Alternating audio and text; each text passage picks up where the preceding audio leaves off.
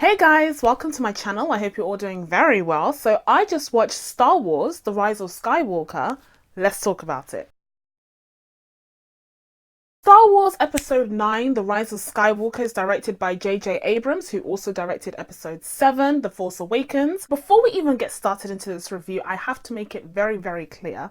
I am not the world's biggest Star Wars fan by any means at all, in the slightest. I've never really loved the Star Wars franchise the way that a lot of people all around the world do, and I very much appreciate that because I, for one, am a huge fan of the MCU. That is my one big franchise that I adore. But when it comes to Star Wars, it's always been in my periphery, but I've never really been interested in this franchise. And it very much blew up for me when The Force Awakens came out. That's when I realized that it was a huge deal for so many people out there. Beforehand, I'd never really been invested in this franchise whatsoever. So that's definitely going to color my review. I'm not really going to be focusing on the fan servicey moments. I'm not really going to be highlighting the lore of Star Wars. It's so extensive. So this is just going to be a review of Episode 9 as it was presented to me by J.J. Abrams. I will touch on the franchise as a whole later on in my review, but for the first part, we're just going to be focusing on this film. Keep in mind that this is a spoiler review. That's enough of the disclaimers. Let's get on to this review. And first things first, let's talk about the good. I have to say, much like in my Marriage Story review,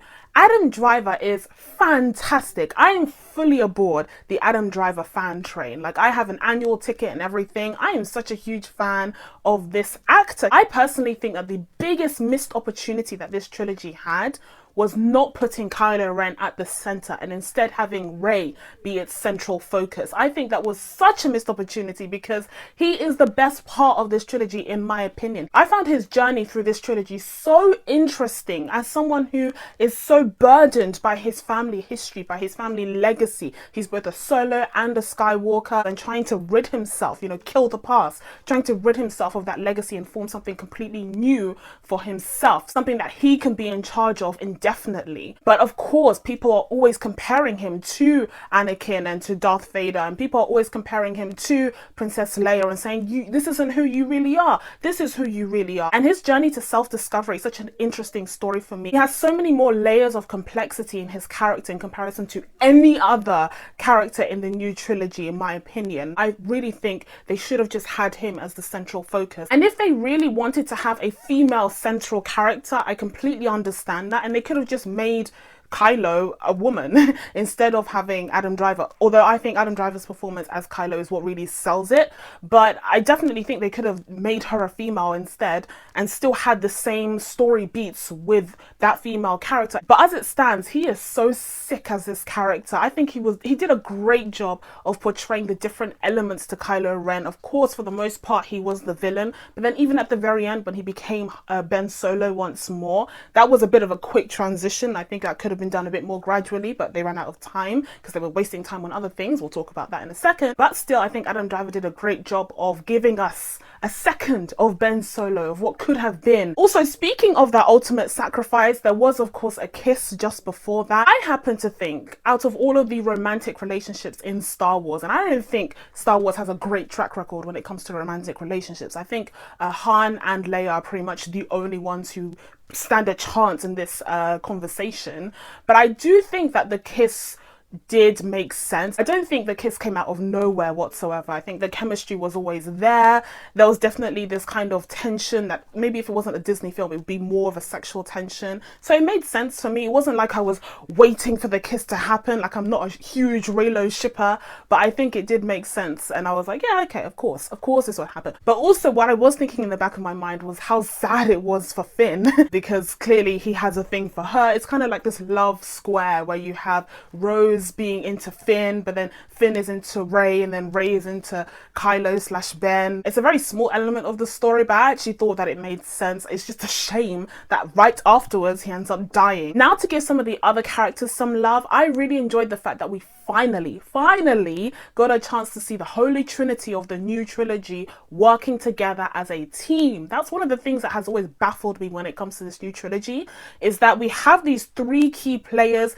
in Finn, Rey, and of course Poe, and they never really came together to work as a team. In The Last Jedi, you have Finn going on this side quest, that Canto Bight, and then you have Poe making stupid decisions, and you have Rey training with Luke, and it's all very fragmented, which Star Wars has always been fragmented in the sense that, you know, the main character, Luke, or in this case Rey, always has their own mission, and the other side characters kind of have this whole side quest going on. That's always been a thing in Star Wars, I recently learned. But in this new trilogy, I think what was a mistake was to have them apart for so long. Whereas with the original trilogy, for example, you had the three main characters working together and then they splintered off to do their own thing, but you already had that chemistry there, you already had the relationship established. I will say though, as a little asterisk, that most of the time was spent with Poe and Finn wondering where Rey was going. Each and every time they were at a different stage in their mission, Rey would wander off because she was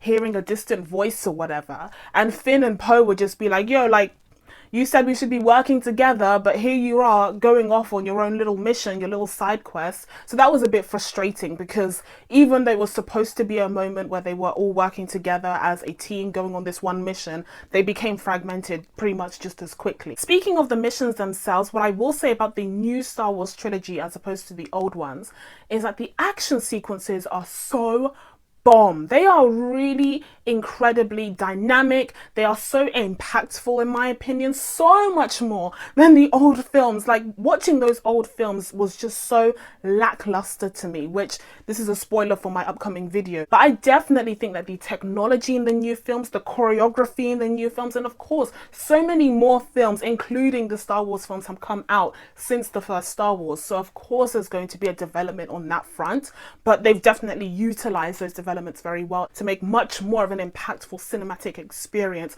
when it comes to these action sequences. Now, they are formulaic in the sense of they're going to one place and then they end up with, you know, someone from the First Order coming along, or maybe Kylo Ren coming along, and then they fight, and then they go to another place and then someone from the First Order comes along and then they fight. Like, it's very formulaic in that sense. But just focusing on the actual action and the actual special effects that we're dealing with here, the CG, is so good. And speaking of the CG, they do utilize some of that in order to bring back to life Princess Leia, aka Carrie Fisher, who unfortunately passed a few years ago. Here they've mixed, I think, some previous footage that they had that was unused with a little bit of CG to kind of meld together the two performances and make it work for this final film, which was unfortunately going to be the film that focused the most on her. And it definitely would have helped achieve the full arc of Ben Solo's character throughout the entire trilogy. But they made use of what they had, and I think they did the best out of the circumstances that they had. I wasn't a huge fan of her passing in the actual film because I think it was very abrupt and it was very confusing. I wasn't quite sure why she passed. I think it's because the power of the Force as she was trying to reach Ben was just overwhelming, and it ended up killing her. I think that was a bit of a weak reason, but I think with what they had to work with, they did a pretty good job, and it was a very respectful send-off for such a legendary character in this franchise. But going back to those action sequences for a moment, of course I had to talk about the lightsaber battles. I, again, have never been a huge Star Wars fan. I've never really gotten the fascination with lightsabers, but I will say, again, the execution of these battles is tenfold better than the previous battles that I've seen, especially in the original trilogy. As much as they are beloved, there are definitely some downsides to the premature technology that they had to work with. But here they definitely utilize superior technology, but also choreography when it comes to these action sequences. You feel like there are stakes involved, despite the fact this is a Star Wars film. You feel the exertion involved in fighting with these light swords. You feel how exhausting it is, especially with the battle between Rey and Kylo, where at the beginning they are just full on fighting each other like it's a fight to the death. But by the end of that battle, they are so tired, like their movements are slower and more sluggish, and you can see Rey just become so exhausted. And that is so realistic to me, and it makes it so much more engaging than perhaps some of these starship battles. I've never really been hugely invested in starship battles, to me it's just like a mindless spectacle to watch those, and I tend to tune out when it comes to the starships kind of pew-pewing at each other. Like, I don't really care. But when it comes to those, you know, hand-to-hand battle sequences or lightsaber battle sequences, I think that's much more investing for me personally, and I think they did an excellent job of executing them here. Alright, so now that I've discussed some of the things that I really enjoyed about this entry into the Star Wars saga, we're going to get down to some of the nitty gritty and things that I didn't like quite as much. Now, I have to say, before we get into this, I enjoyed this film overall. I think despite the issues that it has, which I will get into in a second, overall, it just makes for a great cinematic experience for me personally. Again, I'm not entirely invested in this franchise, so a lot of the quibbles that people might have about this film don't really apply to me personally, so I may have just overlooked them and had a good time nonetheless. But overall, I did enjoy this film and I had a fun time watching it. A lot of these issues that I have with it are just very specific and nitpicky and have a lot to do with the franchise overall as opposed to specifically just this film. Okay, so now without further ado, let's get into some of the stuff that I wasn't a huge fan of about Rise of Skywalker. So first things first, I think it's entirely undeniable that when it comes to the new trilogy, starting with The Force Awakens, then you have The Last Jedi, and now you have Rise of Skywalker, there is very little cohesiveness when it comes to this trilogy of films. I think it's almost certain that Lucasfilm, Kathleen Kennedy, J.J. Abrams, whoever you want to blame, did not have an overarching story in mind when they set out to create this new trilogy, with The Force Awakens being its beginning. I think over time they began to build a picture as to where this new trilogy was going to go and some of the broad strokes that they wanted to touch on perhaps, but in terms of the actual intricacy of the storytelling, I don't think it was defined from the very beginning, and as a result I do think this last film suffers for it, because there is a ton of backpedaling, especially when it comes to The Last Jedi, which was directed by Rian Johnson, the only one of the three that wasn't directed by J.J. Abrams. On that note, I think J.J. Abrams is a great director. I've very much enjoyed some of his films in the past, but here it's made very clear that a lot of what Rian Johnson did in The Last Jedi didn't really sit well with J.J. Abrams' vision for Star Wars, which is so paradoxical to me because he had the opportunity to create his vision for Star Wars from the very beginning with The Force Awakens and the rest of the trilogy, but instead he just left Rian Johnson to his devices. So that really doesn't make sense to me. I think that was a huge error, because what ended up happening in this film is that JJ basically took everything that he didn't like about The Last Jedi and everything that the internet didn't like about The Last Jedi and flipped it and reversed it. Now, there are plenty of examples of this in this film, but some of the ones that I wanted to point out specifically are firstly the democratization of the Force. Now, The Last Jedi had many philosophical queries and questions surrounding it, especially within like Star Wars lore, but one of the key points of focus was the fact that the Force is for everyone, and I think that's always been a factor in Star Wars in the past as well, having seen these films recently, but it's definitely something that The Last Jedi highlights more than any other film, because of course the other films have been about the Skywalker saga. This film aimed to really democratize it in the sense of everyone can have a connection to this mystical force, this mystical element. You don't have to be a Skywalker or any of the important families within the Star Wars lore to be in touch with this mystical force situation, and that's an element that I really enjoyed about The Last Jedi, because I don't love the idea of the Force only being available to this elite group of individuals who happen to be family members. I like the idea of everyone being able to tap into it, but some people are more Force sensitive than others. I really enjoyed that. J.J. Abrams does not. No, instead you have to either be a Skywalker. We all assumed perhaps that Rey was a Skywalker, but no, she's not. She's a Palpatine, which fine, but guess what? It all makes sense, because now Palpatine is back. The Emperor is back and he's alive and he's holding on for dear life. Somehow he managed to survive Darth Vader's attack and he's just been biding his time, creating a whole new empire with the Final Order or whatever. So ultimately this character, who we were led to believe was just a nobody, as was said in The Last Jedi by Kylo himself, turns out to be someone of royal lineage, and that just completely goes back on the message, the core message of The Last Jedi. Another thing that this film retcons is the origin of the First Order. Now, the First Order in my mind is kind of this splinter group of people who wanted to restore the Empire to its former glory. So they got together and they bided their time, and now they're bringing back essentially another version of the Empire. But now Kylo Ren is in charge of it, and things are different even though they're the same. Again, I'm not very well versed when it comes to the Star Wars lore, but what I do understand is that initially when we were introduced to the First Order, at the very top of its rank was Snoke. He was supposed to be this new emperor, and now it's revealed to us that actually Snoke was just a puppet of the Emperor. Now, the whole mythology around Snoke was already discarded when he was just killed off promptly with no explanation in The Last Jedi.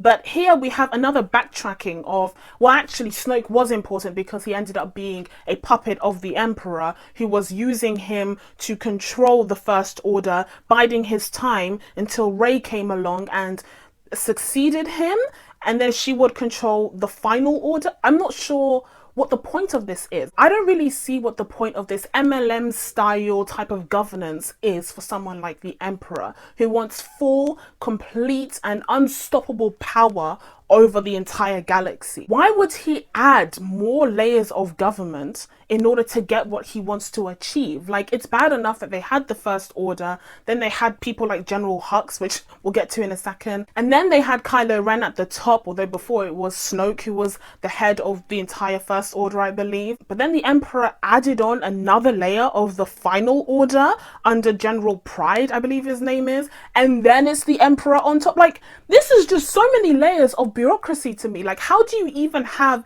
any real power at that point? Under this structure, he as a leader has to delegate so much of his powers to so many governmental bodies that ultimately his power becomes diluted. It becomes diminished because there are so many people who are in charge and being puppeteered that actually he can't control all of them. So ultimately what I'm saying is that whilst it was fun to have the Emperor back, I guess, and I guess, you know, a lot of fans might have been really excited to have him back, it doesn't make any logistical sense. So as a result of JJ backpedaling on a lot of the things that The Last Jedi set up, I do feel like the script definitely suffers for it. And I feel like for the majority of this film, there's a lot of recapping of what has already happened or what JJ wished had happened during this trilogy. And even when we do get into the main plot of the film where they're trying to find these different MacGuffins and they're traveling from planet to planet to find them in order to gain access to this Sith planet or whatever, it's so not interesting to me. Like, it was so dull to me. Now, I will say that a lot of these Star Wars films have that very same trope of traversing from planet to planet trying to find a MacGuffin or trying to find some information or whatever. Like, that's a very Star Wars thing, so I won't say it's unique to this film, but I think this film suffers the most from it because of the lack of anything else. I think the biggest criticism with this film is just the lack of imagination. It's so not original. There are a lot of Star Wars tropes in here. The story that we're told here is about Rey and Finn and Poe trying to find this triangle Illuminati thing, and then they go find this knife thing, and then they do that typical, so typical, where Rey is like holding up the knife and it perfectly lines up to the landscape of the place and it acts like a physical that is such a tired trope from any adventure film.